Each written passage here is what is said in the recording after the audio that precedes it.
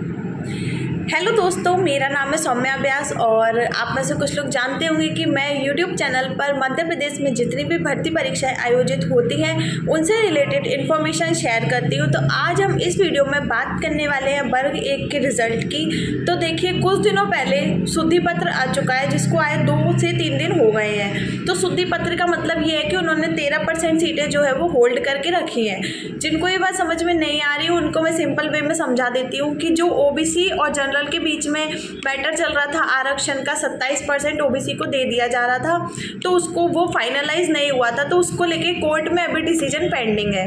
तो ये बात हुई है कि बाकी की जो 87% सीटें हैं उन पर रिजल्ट दे दिया जाएगा और 13% सीटों को होल्ड कर लिया जाएगा। होल्ड करने का मतलब ये है कि अगर ओबीसी के पक्ष में आता है कि ओबीसी को 27% आरक्षण देना है, तो जो 13% सीटें हैं वो ओबीसी के मेरिट वाले छात्रों को दे दी जाएंगी।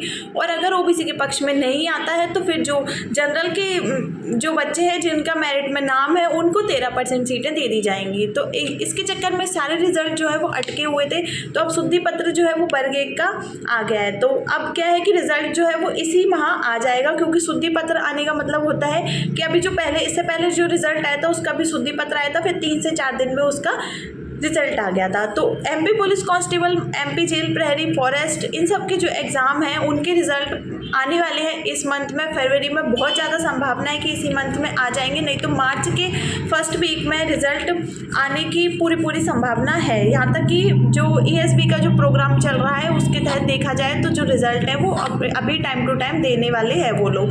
और दूसरी बात मैं इस वीडियो में ये बोलना चाहती हूँ कि वर्ग 2 का जो चयन परीक्षा है उसको लेकर अभी कुछ भी फाइनल नहीं है कि वो हो सकता है लोकसभा के चुनाव के बाद में नोटिफिकेशन निकालें, और या ये भी हो सकता है कि वो रिजल्ट देने के बाद में मार्च में नोटिफिकेशन निकाल दें, क्योंकि पिछली बार भी मार्च में पटवारी का एग्ज़ाम का जो है एग्ज़ाम शुरू हो गए थे और नोटिफिकेशन बहुत जल्दी आ गया था और जल्दी ही एग्ज़ाम होने लगे थे। तो इस बार भी हो सकता है कि नोटिफिकेशन आ जाए, पर इसकी पूरी संभावना है कि नोटिफिकेशन जो है वो अगर आ भी जाएगा तो भी जो एग्ज़ाम है वो लोकसभा के चुनाव के बाद ही होंगे।